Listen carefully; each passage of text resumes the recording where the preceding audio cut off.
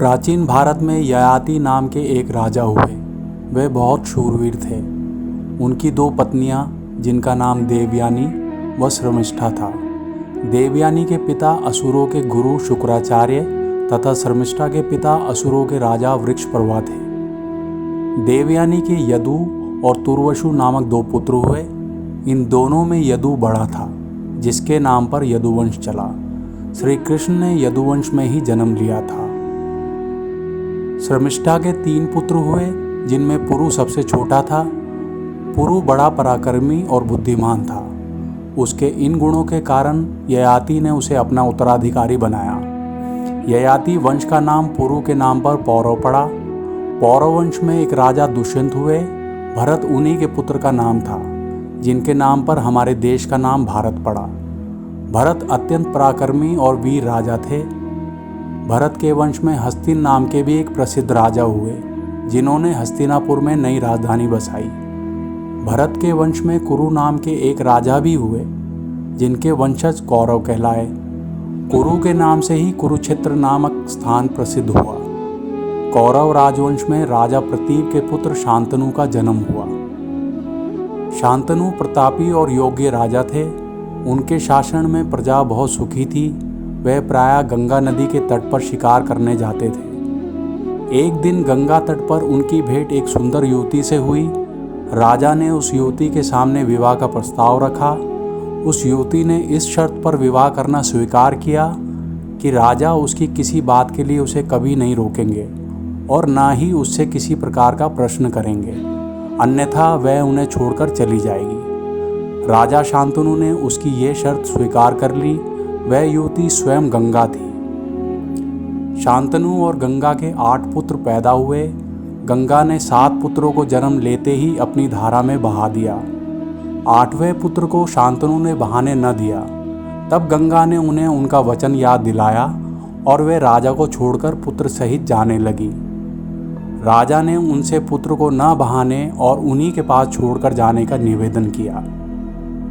राजा द्वारा पुत्र को न बहाने की बात सुनकर गंगा मन ही मन प्रसन्न हुई, परंतु क्रोध का अभिनय करती हुई बोली, राजन, क्या आप अपना वचन भूल गए? लगता है कि आपको केवल अपने पुत्र से मोह है, मुझसे नहीं। आपको मेरी कोई चिंता नहीं है। ठीक है, पर शर्त के अनुसार मैं अब ठहर नहीं सकती। हाँ, आपके इस पुत्र को मैं नदी में नहीं बहाऊंगी। इस 8वें पुत्र का मैं पालन पोषण करूंगी और फिर समय आने पर आपको सौंप दूंगी। मैं आपके 8वें पुत्र को अपने साथ ले जा रही हूँ। यह आपके कुल के मान सम्मान में वृद्धि करेगा। इतना कहकर गंगा उस बालक को लेकर वहाँ से चली गई। यही बालक आगे जाकर भीष्म पितामह के नाम से प्रसिद्ध हुए। कुछ वर्ष पश्चात एक दिन शांतनु जब गंगा तट पर शिकार करने गए तो उन्होंने देखा कि एक बालक ने अपने बाणों से गंगा के प्रवाह को रोका हुआ है। शांतनु ये दृश्य देखकर आश्चर्य में पड़ गए। तभी वहाँ गंगा प्रकट हुई। उन्होंने शांतनु से कहा, महाराज, ये आपका पुत्र देवव्रत है। इसने महर्षि वशिष्ठ, महर्षि परशुराम और महर्षि शुक्राचार्य से शिक्षा प्राप्त की है। अब आप इसे अपने साथ ले जा सकते हैं। महाराज शांतनु देवव्रत को अपने साथ लेकर वापस हस्तिनापुर लौट गए। उन्होंने देवव्रत को युवराज और अपना उत्तराधिकारी घोषित कर दिया। आइए जाने महाराज शांतनु के कुरुवंश की वंशावली। महाराज शांतनु की 2 रानियां, जिनका नाम क्रमशः गंगा और सत्यवती था।